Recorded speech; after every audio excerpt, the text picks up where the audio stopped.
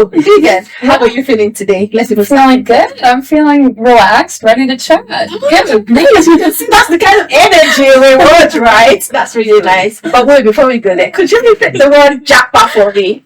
Jackpot? Exactly. That's it. You got it. Well done, Leegan. So let's just go into what's your jackpot story. Okay, so my jackpot story is I'm originally from the US, born and raised there. Oh my god, Yeah. that's interesting, guys. Yeah. I mean, that's an interesting jackpot story because, I mean, looking at you from the US, there is a lot of opportunity in the US. I would never have thought that someone would leave the US for the UK. Jackpot from the US to the UK, like, where does it happen? My mom grieved for like a week, I think. She was so scared for me and so worried for me. I remember I called my family a few days after I got here and I thought, why food in the UK scared me before I got here for sure. I pronounce my actual name. Okay, let's go for it. I'm worried. My accent is so strong.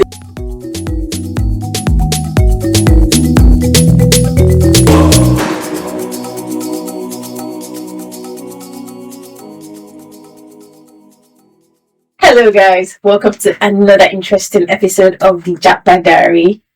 Oh my god, as you already know, my name is Menah and today we have a special guest for you guys. It's different, you don't even know what's coming for you. So today I have with me Leegan. Welcome, Leegan. Hi. Nice to meet you. Very nice to meet you. Guys, we were able to pull Leegan in a very short notice. I mean, Leegan she's beautiful, as you can see. I'm sure you can see that. Leegan is a design engineer. She's from America. And she's in the UK on an international assignment. And you trust your guys now. Myself and Wai, we had to grab her. We want you on the podcast. People would like to hear from you. And here we are with Leegan today, and then we'll be doing all that we do on this podcast, asking her about a jackpot story and what her experience has been being an American to being in the UK. I'm sure you guys will be like, oh, what's the difference? Let's see. So, Leegan, how are you feeling today? I'm feeling good. I'm feeling relaxed, ready to chat. Good. That's the kind of energy we want, right? That's really nice. So, as we do on this podcast, Leegan would usually ask, what is your jackpot story? But wait, before we go there, could you repeat the word jackpot for me? Jackpot? Exactly. That's it. You got it. Well done, Leegan. So let's just go into what's your jackpot story. Okay, so my jackpot story is I'm originally from the US, born and raised there. So I grew up near Chicago, Illinois. And I went, when I went to university, I went further from home. I went 8 hours away. So that was my first big step away from the nest, I guess. Okay. So a little taster. And then while at university, towards the end of my engineering degree, I studied in mechanical engineering. Oh, yeah. Nice. She's doing engineering. She's a STEM woman anyway. STEM. Yeah, woman in STEM. Yeah. I found, I was applying to all the jobs as you do when you're wrapping up your degree. Yeah. And one job popped up that was called an international graduate program. Okay.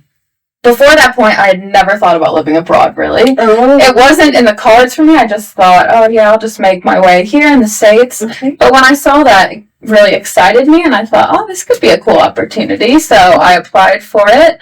And then here we are, 5 years later. But yeah, so basically, I know, it's mad. So I applied, and the program that I'm in is you spend a year in your home country, go rotating through different jobs, process engineering, design engineering, sales, and you find your path, what you like, and then the company will take that information and see what opportunities there are abroad, because this is a worldwide corporation, so they have a lot of different locations. Oh, nice. And for me, what aligned the best was the UK.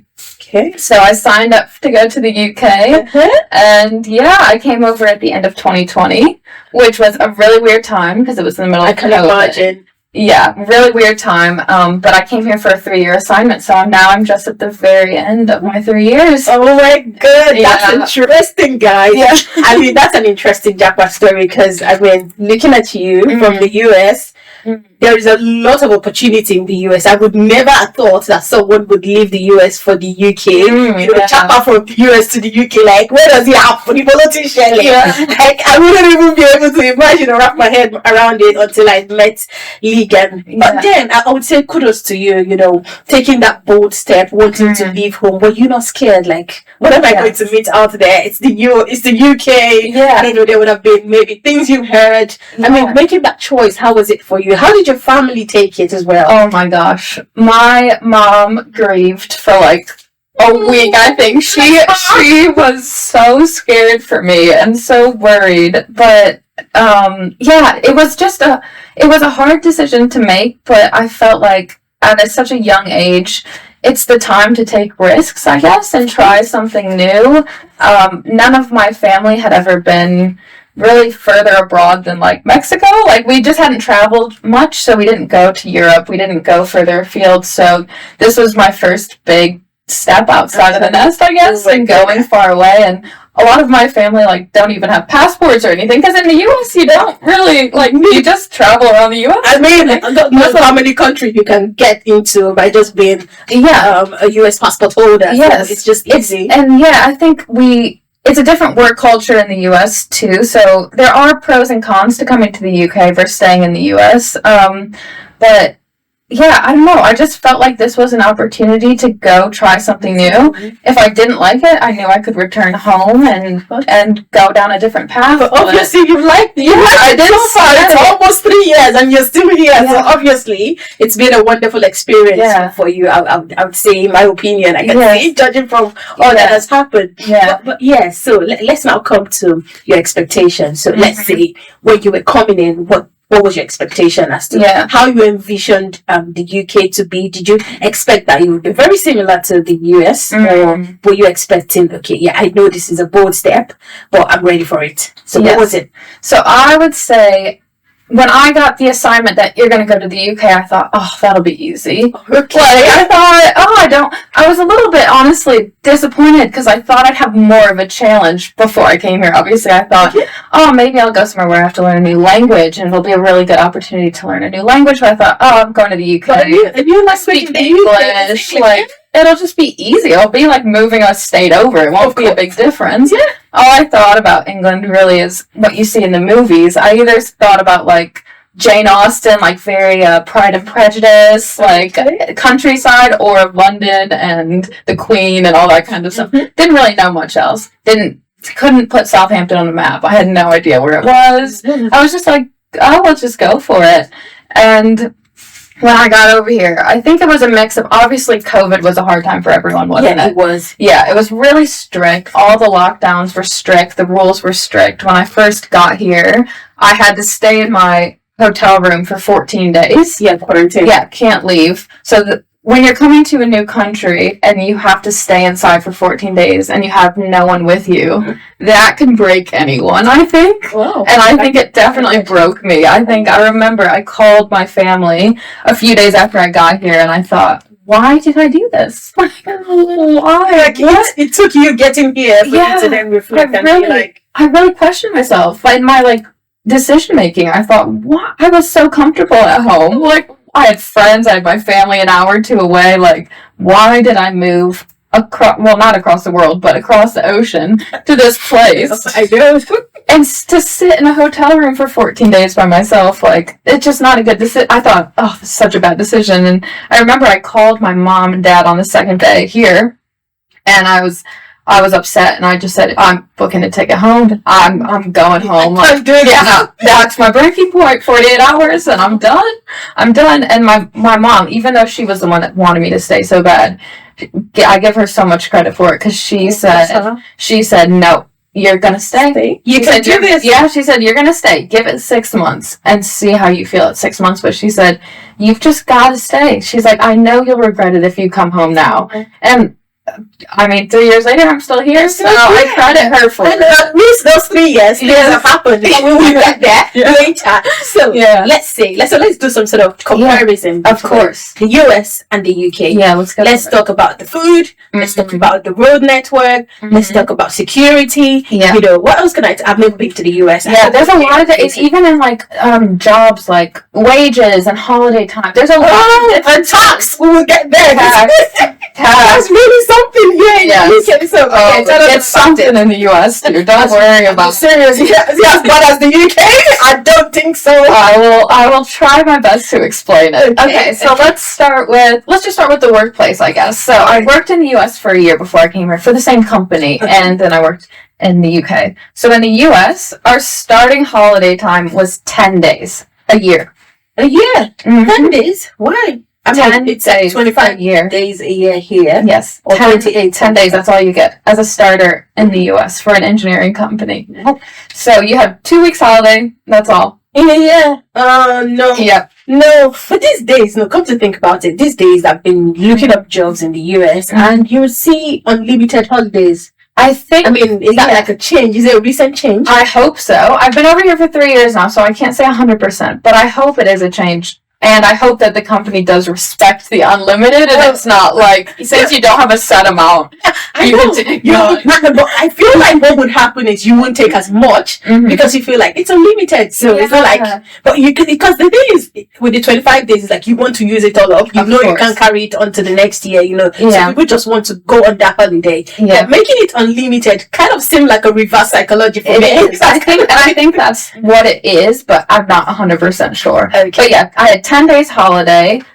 Here in the UK, like you said, we get 25 days, so amazing, over double what I was getting there. Of course. We have flexi time here, so if I work an extra hour at work, I can use it another time of the week, or it's just a nice like bank of your overtime that you spend at work, and you can kind of use it to go to an appointment or take a half day or do those kind of things. Whereas in the US, everyone would get in at 8 and leave at 5 or 5:30, but there was no, if you stayed over, you're not getting benefited for it. You're just doing over. I think, this is the flexibility that COVID has actually, the opportunity that COVID has opened up for us. Yeah. All over the world, the fact that, you can be flexible. People can still have a life and still work and be productive. And so, thanks to COVID for that. 100%.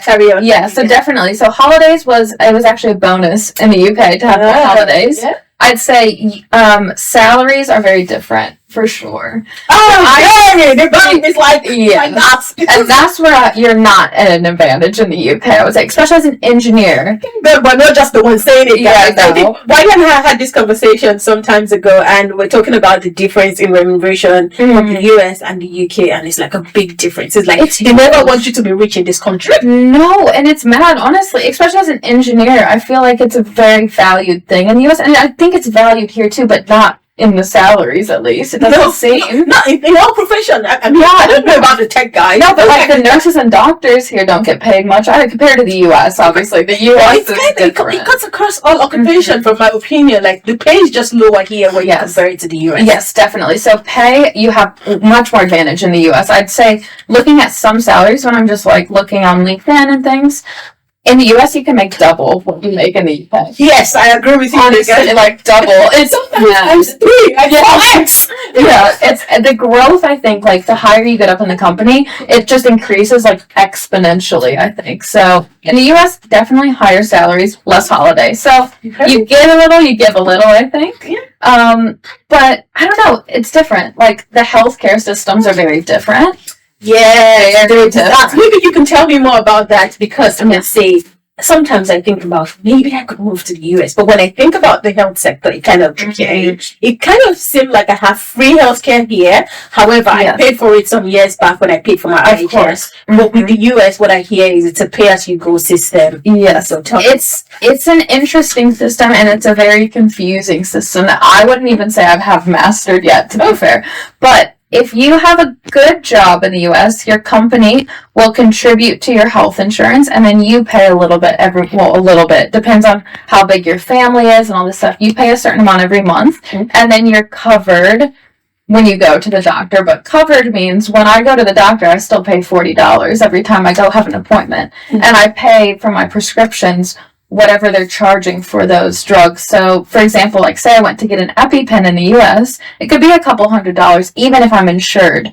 Here, I got an EpiPen and it cost me $9 or £9. I thought, what in the world? Like, it's just mad. And if you like go to the emergency room, if you get sick in the US, you're gonna get a bill in the mail, and it's gonna be expensive. Can ring the emergency like now, and they would be here for free. 100%. So that is a huge benefit of living in the UK is this healthcare system here. And even though, yeah, you might have longer wait times sometimes compared to the US, the only time it's good in the US is if you're rich or if you have enough money or if you had good insurance. If you have good insurance, you'll get world-class healthcare. And you even here as well, because I think they still have like the private system here as well, where you just walk in and they are things to use straight away. Exactly. But in the US, you have to have good insurance or you're going to be paying a lot of money if you're sick. And that's scary. Very scary. Yeah, that is scary. Looking at where the world and all of the things that's out there, it feels like young people get sick a lot. 100%. With like serious ailments, and you need that care and support, and it's just easier if the country can assist you with that. Definitely. I actually read someone's tweet on Twitter the other time, and the person said something about his entire savings for like 20 years was out in like 5 months when his wife got really, really sick, and he stays in the US, and he's like, they're not done yet, and they don't know how they're going to continue. So that actually did scare me, because you never know when these things will come up. It's not like your health will tell you, like, give you some sort of alert to say, oh, this is coming. 100%. So you really need to have that kind of protection for yourself. And, to a particular degree, I am covered. And that's kind of what the UK healthcare system gives to you that's not in the US. So there you have it, guys. US... UK healthcare system in the UK. Yeah, I give it a thumbs up. I definitely give it a thumbs up. And there's things that are not on my mind yet, but like maternity leave per se. In the US, I think my company gave you 8 weeks max, 6 to 8 weeks maternity leave, whereas here you get like 8 months, I think. Yeah, I think you could go for a year if you want. Yeah, no. And then the government would continue to pay you. So say maybe your company gives you 6 months, and there's some sort of pay rate or percentage pay that you get in that period. If you want to go up to 1 year, you can, and then the government will pay you for the rest of those months. Yeah. So you can do that in the US, is that what you're saying? Well, at least the company I was working for at the time, I think it was 8 weeks was the maternity leave that they'll pay you, and then after that you can go on short-term disability, which means the government will pay you a small amount per week, a couple $100, I think, but it's not enough to survive, I don't think, especially with a newborn. So that is also, and you're gonna get I haven't heard about that one. Like the 8 weeks is a short time. Like just 2 months with a newborn. I think it's getting better, like you said, with COVID and hybrid working, and I think it's getting better. And I think our company increased it to like 12 weeks now, but it's still nowhere near European standards. No, like even back home, I think we get 6 months, like back in my home country. Yeah. So.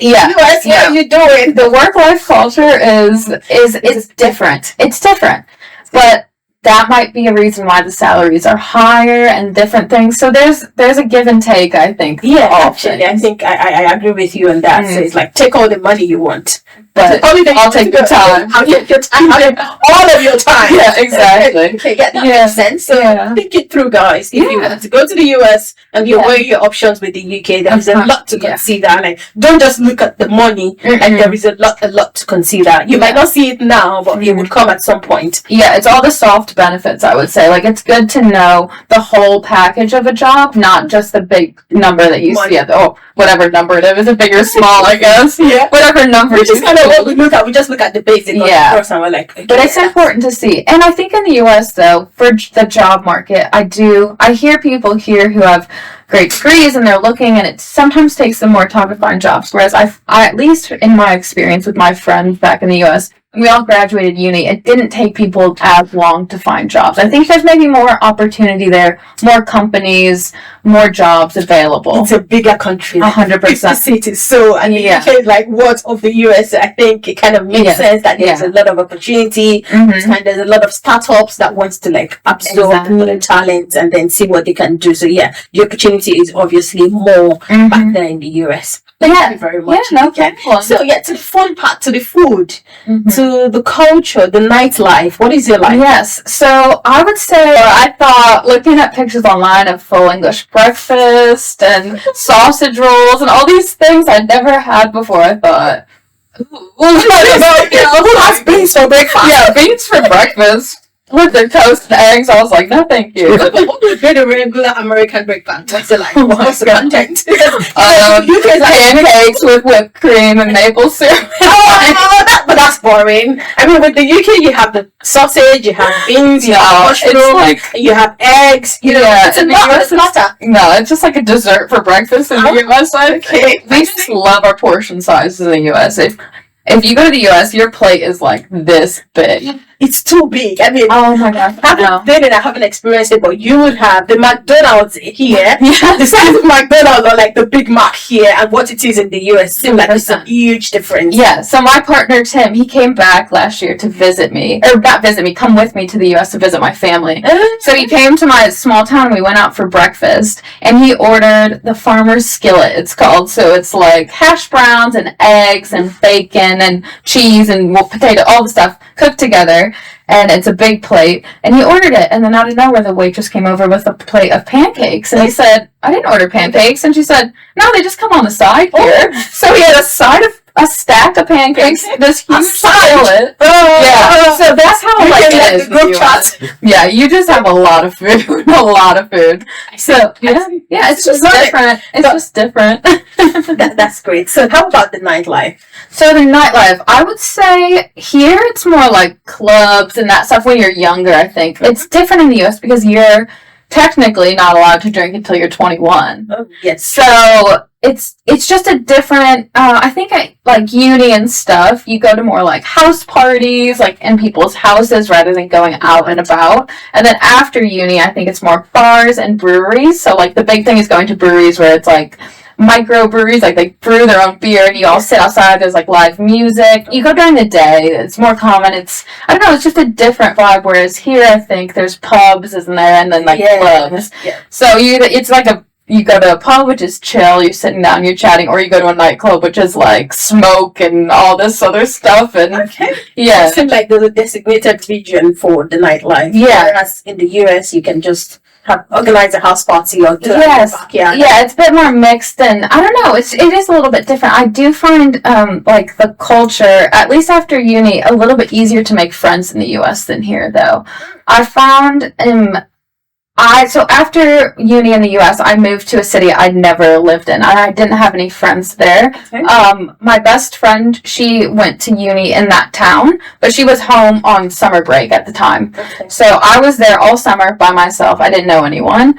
And I was in a new apartment building, and there was a pool at the apartment building, which was amazing because it was in a really warm part of the States. Okay. And so I'd go down to the pool every day, and I didn't know anyone, so I'd just sit there, read a book, chill out. And on my second or third day going down by myself, someone just came up to me and they're like, oh, do you want to come join us? Like, come hang out. Just like that? So yeah, they just came up to me and they're like, do you want to come hang out? And then I went over, started talking to them. They invited me out to dinner that night. I went out to dinner with this whole group of people. We went out later to a bar, and then the next day they texted me, oh, do you want to do this next weekend? It just I've been yearning I just had a kind of relationship since I got to the UK. Yes. Like, I've been here for how long, and I kind of haven't made that much friends because you don't know if they would accept you, you don't know if they want to be friends with you, you know, they wouldn't just walk up to you and say hello, or do you want to do this, or do you want, I don't know, maybe other people have it different. You can leave your experience in the comment section, but being in the UK, I mean, it takes effort to make friends. You need to put that conscious effort. You have to be the one to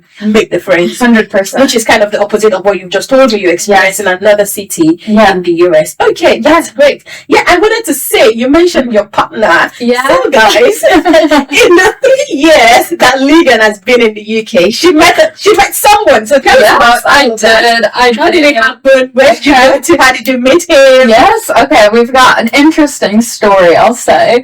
So his name's Tim. He's British. So hey Tim. So when I first got here, like I said, lockdown, COVID, it was rough. Yeah. And I didn't have friends, didn't have a partner, didn't have anything like that. So when lockdown started to ease, I was like, all right, it's time to meet people. How do I meet people outside of work? The only way in the modern age seems to be apps. So I got on the dating apps, and I got on a friendship app too. It's called Bumble BFF. I don't know if you've heard of this.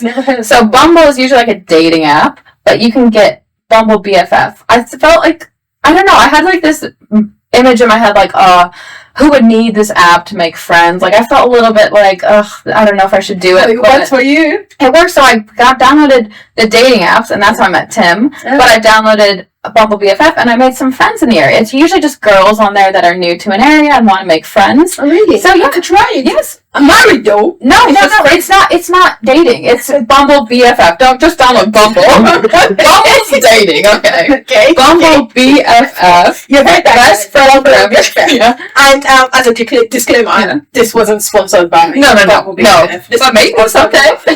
I love your side. I like how you say this. But maybe. So now talking about Tim for a second. Bumble BFF, I went through. I actually met a girl who was an American, also living in Southampton. So random. She had just moved over too. Didn't know anyone. We met, went for a walk, grabbed a coffee. I met another girl who's a local British girl. So I built friendships through that app, which was really important. But then meeting Tim, I saw on his profile. So I was swiping through, and I saw on his profile that it said University of Tennessee as his education. That's where I went to university in the States.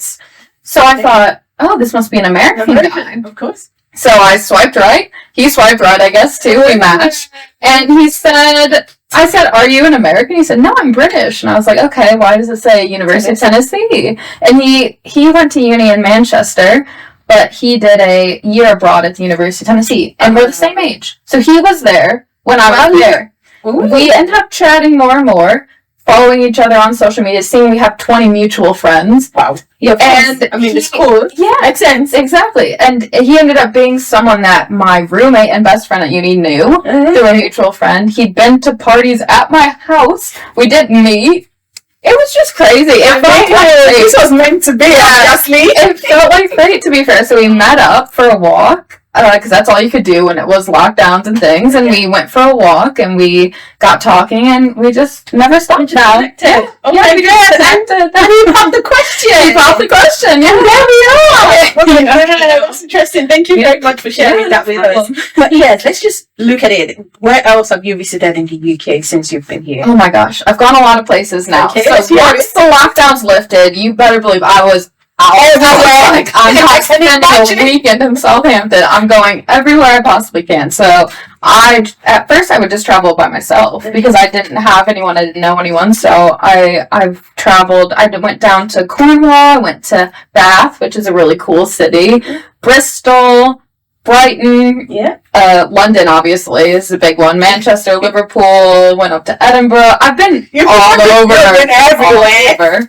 Anywhere and everywhere. Yeah, hope you enjoyed your time. Yeah, of course, yeah. Okay, that's great. So guys, we've just gotten an insight of what the UK is like and in comparison to the US from Leegan. And if you have any further questions, just leave it in the comment section. But before you leave, I just wanted to ask, what's your thought about maybe visiting African countries? Have you thought about it? Like, I think I want to. I mean, taking the leap to come to the UK, obviously, you would. I don't know if you've thought about it, exploring other places. Yeah. So tell me about that. Yeah. So my partner Tim, he's traveled to Africa a few times before, actually. And so last year, I'm not trying to sponsor companies here, but I use this other thing that's called Jack's Flight Club, which is great if you live in Europe or in the UK, and it's free, and it's an email that you can sign up for where every week they send you cheap flights. Oh, okay. Cheap flights anywhere. So you just put where you live, and they'll say, okay, this week you can fly to France in a month for 40 quid or whatever. So it's great. So nice. Yeah, me and my partner signed up for it, and at the end of last year we knew we wanted to take a holiday, and we saw a Jack's Flight Club to go to South Africa. So we went. So I've been to South Africa. Yeah, nice.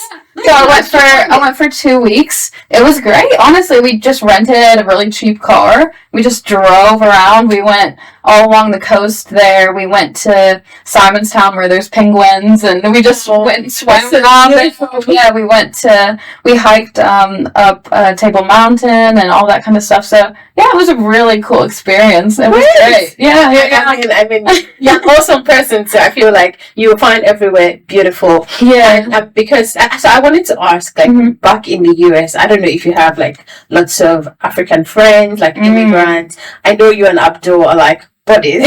Yeah, she's YA's friend, so we're putting YA on this podcast. She's YA's friend, and from that, like, do you have other friends like YA back in the US? And do you know? So this is just as tip for our audience. Do you know of any routes that's kind of easy in terms of moving to the US? Yes. So I will say, where I grew up, it was not a very diverse place. It was a small town. Okay. One of my best friends, she's African American, but she's born and raised in the US. Okay. And I personally have never met an African friend immigrant in the US through where I've lived. I've lived in really small towns, so it's not as diverse as here. I think it would be easier to meet people through like New York or LA or those big destinations, but I've never had the opportunity to live somewhere like that. Okay. But I will say that's one of the advantages too of the UK. I think culturally it's much more diverse, and you can meet people of each and every background. Like the team at work that I worked for when I first moved here, my boss was from Spain, my coworkers from Poland, my other coworkers from Australia. We have people from just any and every country, it seems like. Yeah. So it's a lot of different nationalities and ethnicities all coming together in the UK, which I think is such a cool experience. And now I feel like through the program at work, which is great because it's worldwide, and through just living in the UK, I have friends from all over the place, which I never had the opportunity to do in the US. So yeah, so it's different. Thank you very much. No problem. On that note, guys, I would say thank you for staying with us till the end of the podcast today. I hope you enjoyed this episode and our chat with Leegan. If you have any questions for me or for Leegan, you can leave it in the comment section. We'll get your questions across to her, and hopefully she can give you feedback. Yes, so as a, I don't know, what do I call it, just to like ease the conversation that we've been having so far. So if we like play a game in terms of playing with words and pronunciation. The other time you pronounced Japa, right? And you did that correctly. So let's have you pronounce my actual name. Okay, let's go for it. I'm worried. My accent is so strong. I know. Don't worry about it. So first of all, let's just pronounce your body's name. Your body's name is Alawaye. Say it again. Alawaye. Alawaye. Alawaye. Alawaye. Alawaye. It's Ye. It's Alawaye. So Ye. Alawaye. Alawaye. Correct. I think you did better. So okay. So let's pronounce. Okay, let's go for it. Ayomide. Ayomide. Ayomide. Yes, that's really nice. That's really nice. Okay, so what other word can I pronounce? This is going. Don't worry, I'll keep it coming. Let's see. Mofelo. No, say Adegboyega. Okay. That's her husband's name. Okay. Let's say Adegboyega. Yes. Adegboyega? Oh, no, it's... So, do you have GB in your alphabet, in English alphabet? No. So, it's Adegboyega. Okay. That was not. That is not working my tongue. Just threw away the cheese. I can't call my throat. I'm panicked. Stress you. Thank you very much for coming. Thank you. I appreciate it. Of course. I'll keep practicing. Next time I come on, I'll nail it. We'll be happy to have you again. Thank you very much again. Guys, as you know, follow us on all of our social media platforms. You know, that's how you motivate us to bring you this beautiful content that as we do every week. So please follow on all social media platforms. Share this video with your friends and family. Subscribe, and we'll see you on our next episode. Ati Japa.